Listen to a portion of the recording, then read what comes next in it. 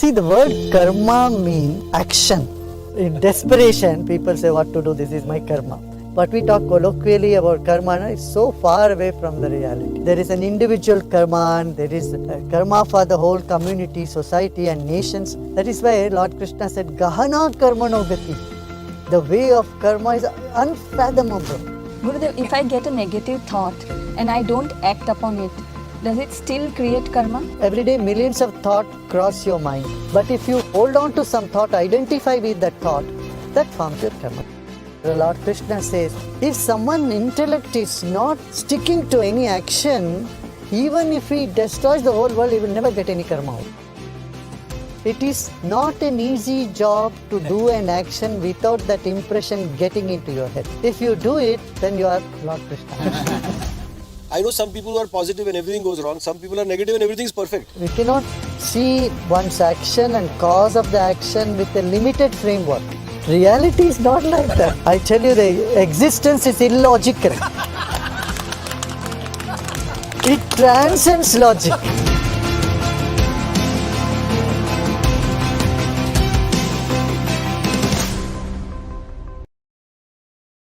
Gurudev, what is karma? Are there different types of karma? And do they all have the same intensity or are they different? See, the word karma means action. Karma means what? Action. Action is of three types. What is that? Action in the seed form, and the action which is in function, and then the same has an impact. So all three are called karma. The action in a seed form is also karma. The action which is acting now, which is alive, is karma, and then the impression it leaves is also karma. So in karma also there are various types. Prarabdha karma means what I have acquired from the past, the impressions of my action in the past, they are called prarabdha karma. Sanchita karma, sanchita means that seed form which you have gathered. Agami karma means the karma which would give fruit in the future. And prarabdha karma which is already started yielding result. Now, it's like this, if there is a seed, you roast the seed and it will not sprout, right?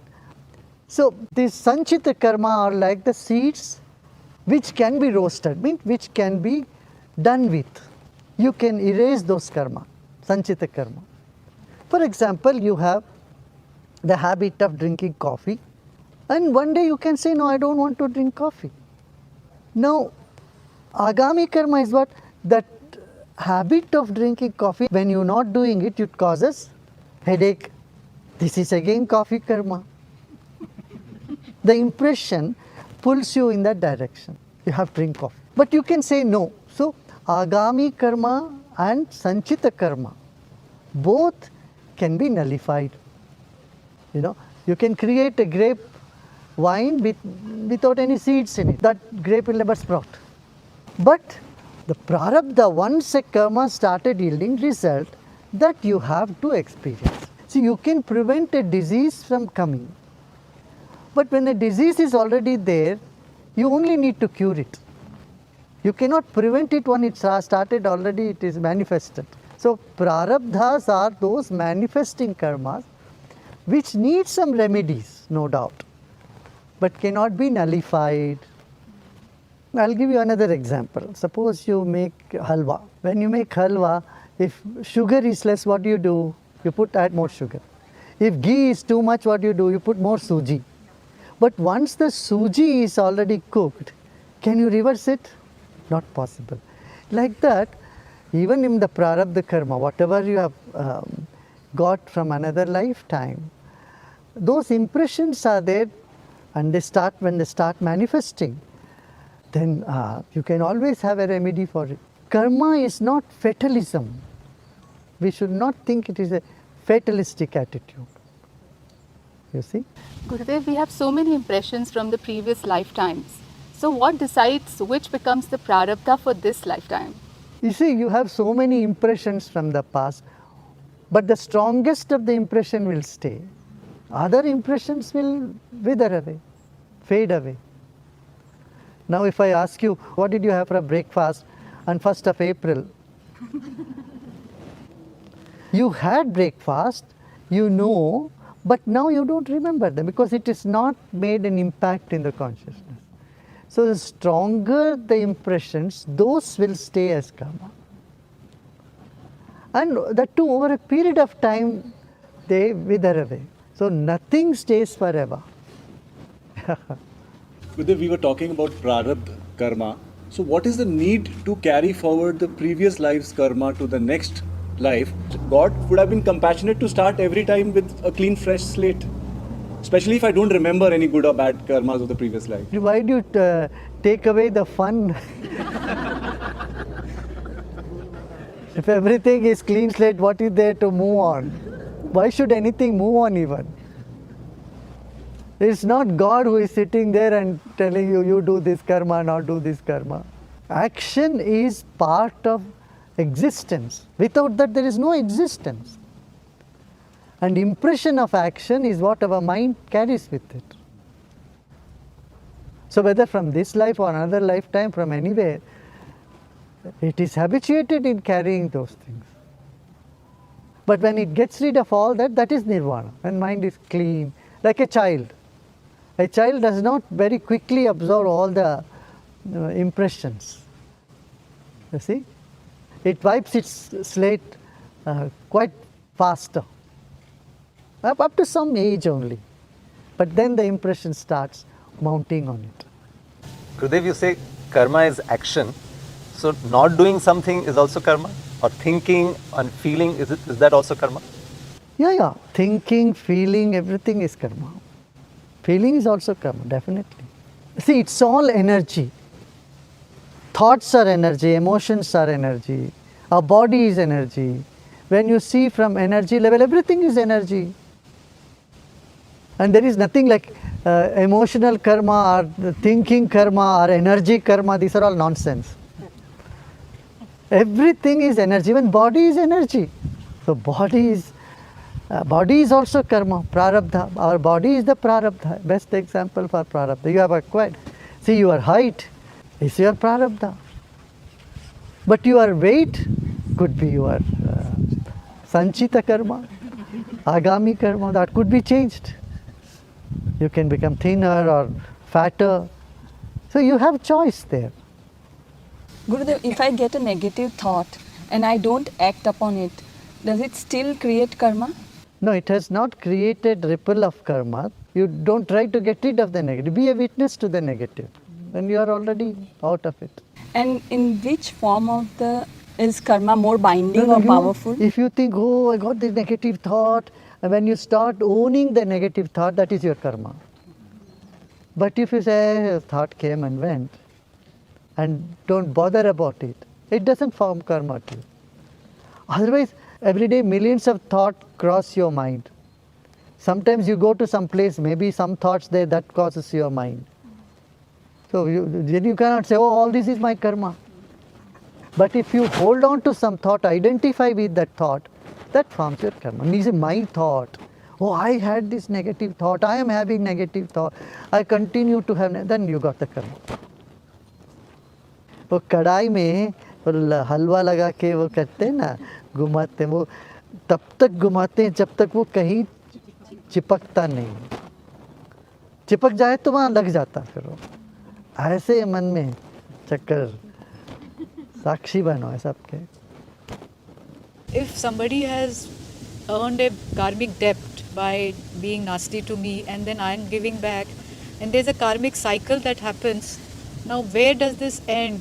Does it go on self-perpetuating? See, the karmas stick to you if your intellect, if your mind is caught up in it. You must read in Bhagavad Gita, Lord Krishna says, if someone's intellect is not sticking to any action, even if he destroys the whole world, he will never get any karma out. It's your intellect which gets the photographic memory of everything. That impression is what stays with you as karma. If you are like a mirror, mirror doesn't catch any impression. But if you are like a photographic screen, you will catch. Yasya buddhir na lipyate. Once whose intellect does not get attached to any circumstances, event, and see everything as a play, as a joke, as a hologram, then you are not getting any karma at all there. That is why when in nirvana or enlightened person, they don't get any karma. Why? Because they are like the mirror. A mirror does not hold on to any image. Though images are there, and the moment the images move, mirror is remaining clean as mirror is empty. Yeah. See, you are walking and you have walked on some ants without your knowledge. You don't have to say, oh, my karma has come, karma has come. But if you intentionally harm anybody, and that impression is in your mind, then you have got that karma. Gurudev, you said that the impression of the action is what creates the karma. What if people have done horrible things? Like there are some terrorists who really believe in their cause and they kill many people. If they believe in the cause and they're not attached to the action, will they pay for their crimes in this? Will that karma be there or no? Don't think they are a witness to their action. That is a very evolved state of mind. In that state of mind, you don't even do that. If you are causing pain to somebody, and that vibration definitely hits you, and it hits your body. So that man or that person, a terrorist, cannot say, I am not doing anything. He is doing. When the doership is there, karma definitely is there. Terrorists will never say everything is happening by itself. He has rage, anger, and hatred. So that he already has impressions of those. It's going to bounce back to him. Is there a connection between one's karma and the grace that they receive? And again, going with this terrorist example, if some good things happen to a terrorist, is it divine grace or is it their karma? See, you must remember that a person whom they may be a terrorist, he might have had some good karma also. You can't say he had only bad karma. He could have done some good karma. That is why Lord Krishna said, Gahana karmano gati. The way of karma is unfathomable. It's so deep, so vast. Which karma is giving him comfort? See, when we say good karma, bad karma, what do we mean? A karma which brings you misery, you call it bad karma. A karma which gives you comfort and happiness, you call good karma. But even this changes. What you thought is good or sometime back, later on turn out to be a bad thing for you. So what you considered to be bad luck at some point of time turns out to be good in the course of time. And what you considered as good turns out to be bad. Bad turns out to be good. So happiness and misery, these are all part of life, and that's part of karma. Action is karma. The cause of action is also karma. Again, in a larger picture, there is nothing called good karma, nothing called bad karma. Action is action. Action has its consequences. Jainism, that's the main thing. Action has consequence. So, in Jain philosophy, they didn't even spare Krishna. He was the cause of the war, so he is in the hell now. But Krishna doesn't agree on that. He says, because I am not a body, I am not the doer, he knows. So it is a very different understanding. It is not an easy job to do an action without that impression getting into your head. If you do it, then you are Lord Krishna. Nothing short of Krishna. You are perfect yogi. That's why Lord Krishna says that everybody knows he is married and he had wives, 8 wives. And then he says, if I have been a brahmachari, let the Yamuna part ways. That is very, very high state of consciousness. Where does grace fit there, Gurudev? Grace and luck? Grace is altogether a different thing. Right? The grace which helps one to rise above the karma. Don't think grace only makes the bad karma into good, good karma into bad. No, it helps you to rise above karma. It brings you freedom. So, Guruji, who receives that grace? Does it depend on that person's karma, or it is independent of all of that is happening? A little bit of both. If it is only karma, you will say it's just a fruit of the karma, then where is grace? The grace has no meaning if it's only as a result of your karma. But grace is because it is ahetuki, means it is unconditional. But conditional. See, that condition is you are a human being. But that getting onto the path is karma, right? See, there is nothing which is outside karma. No existence can be there outside karma. Except the consciousness which is just a witness. Atma ka koi karma nahi hai. Atma has no karma. Only Jiva has karma. And Guruji, how you interact with us, does it depend on our karma? At that point in time, how my time or karma is that how you'll respond? Or your action towards us is independent of everything? It is both, a bit of both. Many times it is completely independent of who you are, what you are, whether you deserve it or not, all that. That you call grace. But on the other hand, there is a time for everything, and the right time, right things keep happening.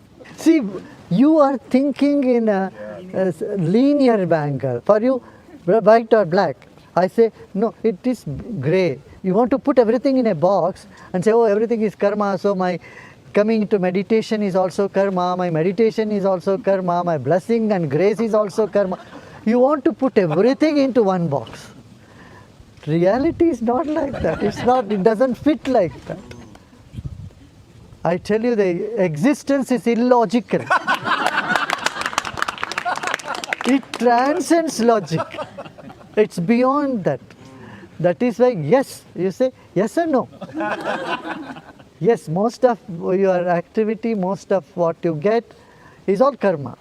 And yet, yes, there is something called grace, something called blessing, something that just drops on your lap.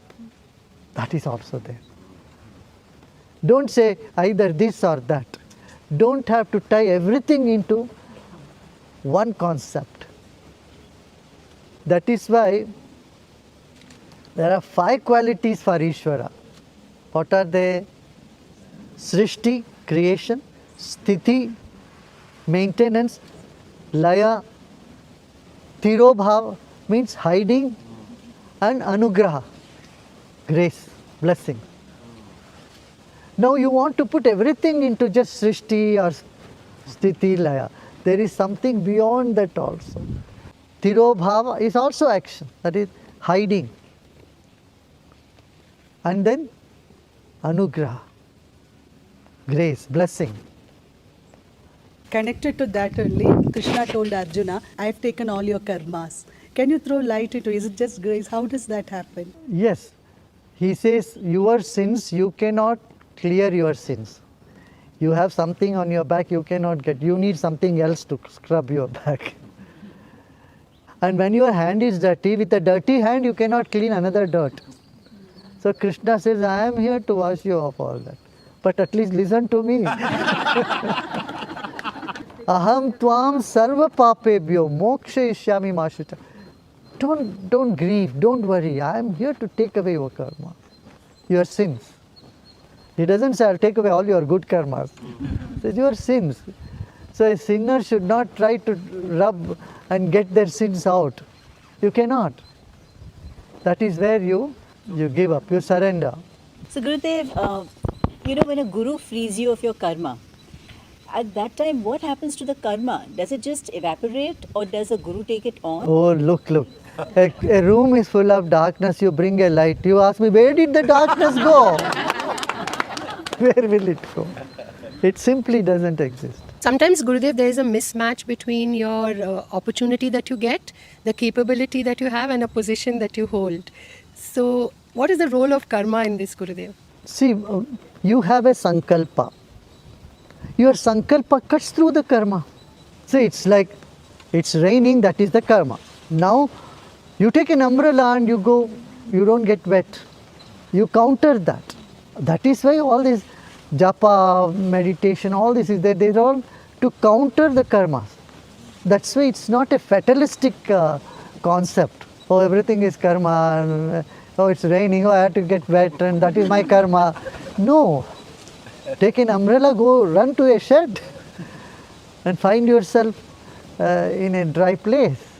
But when I take a time-bound sankalpa and put all my efforts towards it, and no desired results are visible, is it because of my karma or lack of efforts, or somebody else's vikalpa? It could be both. You just took a sankalpa, you may not have put enough effort.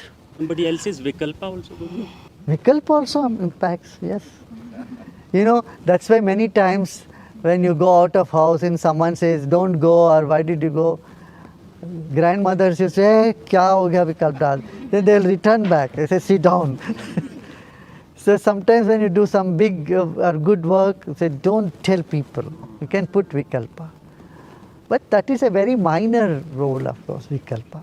Everybody's sankalpa or that will is not always that strong, right? That strength, because sometimes it's so weak that it just wilts. So that strength comes from where? I know some people who are positive and everything goes wrong. Some people are negative and everything is perfect. No, that's why, you know, again I say, gahana karmano koti, because in the past there is something they have done. You know, we cannot see one's action and cause of the action with a limited framework. You have to expand that. Then you will see, oh, this is the cause for that. Though he is doing something completely opposite now, but in the past he has already some bank account. So that money is giving him now. Right now he is totally unemployed, he has no money. He had forgotten, he has given money to somebody, and that person comes and gives.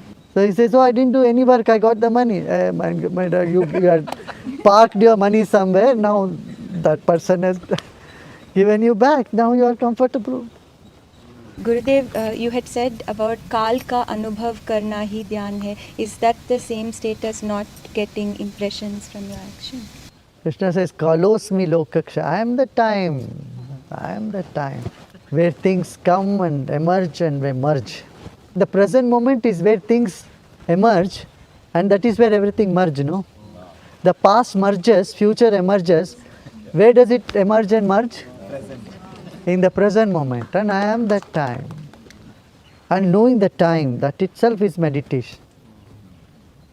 Acknowledge it now. Remove all the events from now, the impressions of the events from now.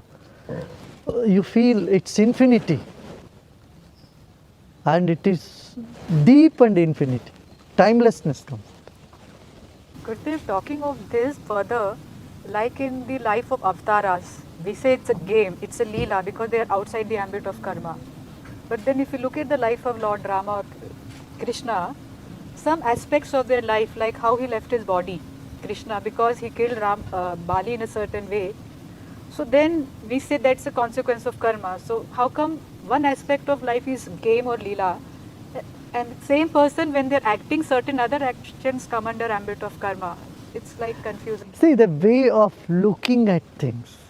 Now, as I said, some prarabdha karma will be there. But that does not affect the person. This is called lesha vidya. As long as the body is there, you cannot 100% get rid of all the karmas. So, the Vedantis give an example. Suppose you have a ball of butter in your hand and you throw the ball of butter, but still the mark of the butter still remains in your hand. So that is called lesha avidya. A little bit of some karma has to be there because this is karma bhumi. And body itself is a karma, prarabdha karma. Because of the body, and that Krishna also was physically there. And he says, I have no karma, but still I perform karma because I want to show the path. I want to show the way. I have nothing to do, I have no karma, still I keep acting because people will follow me. Whatever I do, that will be followed. It's very intriguing, yet it's very deep. So you need to understand this from many dimensions. Does enlightenment means zero karma? Enlightenment means getting rid of all sanchita and agami karma. But prarabdha karma little bit remains as long as the body is there.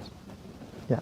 You said karma means not to be fatalistic, but when the Nadi people, they write it on that patra, they write for 5 years, 10 years, 20 years, 50 years. So is that system wrong, or that can be changed? No, or they also give you remedies. Otherwise, Nadis will not give you remedies. They say, okay, do 16 Mondays, this vrata, or put jal abhishek to Shivling, or you do the pradakshina of this tree, or put 5 neem tree somewhere. If it was fatalistic, then that one section of upaya will have to be completely abandoned. It is like giving you the entire GPS. The whole system is shown in front of you. You do upayas, these are the possible things that might happen to you, but you do upaya, you can nullify those things. And finally they say grace, in that also they say God's grace be there and all will be well. Every action has limited sphere of impact. ये नहीं कर सकता अब आज खाना खाया तो मैं कल भी मुझे भूख नहीं लगेगा, एक हफ्ते बाद भी भूख नहीं लगेगा, ऐसा नहीं लगता. सो जो कर्म करते हैं उसका इम्पैक्ट कम समय के लिए होता है. भगवान कृष्ण ही गीता में बोलते हैं तो अलग अलग देवताओं की पूजा सब करते हैं, वो अपना अपना कर्म फल देते हैं दुनिया में तुम्हारे कंफर्ट के लिए, मगर ये क्षणिक है, थोड़े समय के लिए रहता है, हमेशा के लिए नहीं होता. इसलिए कम बुद्धि वाले इसी में फंसे रहते हैं. अंतवंत फलाम तेषाम, ये सब कर्म का फल अंत होता है. एक बार किसी ने कुछ कर दिया उसका पूरा जीवन भर रहेगा, ऐसा नहीं, पर वो समय समय पर उसका सब करते रहना, उसका असर तो होता रहता. Are the positions and the actions of the devas are also because of their karmas? Oh yeah, devas also have karma. Devas also have desires. Devas are not free from desires. Gurudev, is it our karma that decides the kind of desires we have? Could you speak about the relationship between karma and desire? See, desires arise due to many factors. Your company, your food, and your fantasies, your attention, all these can cause different desires. And nothing stays, these desires, they come, they go. Sometimes it becomes a pattern and they keep coming. So these are, they form karma, desires form the karma. And so, it's you cannot say something is not karma because action is so prevalent. You cannot say this space has no atoms. Can you say this space has no atom? Like that. Actually, if you have heard, the latest Nobel Prize in Physics went to somebody who said the world does not exist. This is what we have been telling. So when the world doesn't exist, no karma exists. There is no individual at all. What appears to be individual is just waves. Whether the wave has separate existence than the ocean. What exists is only ocean. And here this wave is big, this wave is that way, that wave is this way. And then you attribute karma and this and that, everything.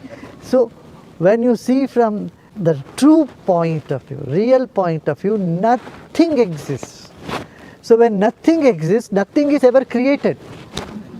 So nothing needs to be maintained and nothing dissolves. So Brahma, Vishnu, Mahesh, sab gaye. They are out of job. So there is nothing, no other thing exists. That is what nothing. Nothing. So when nothing is there, no karma, nothing.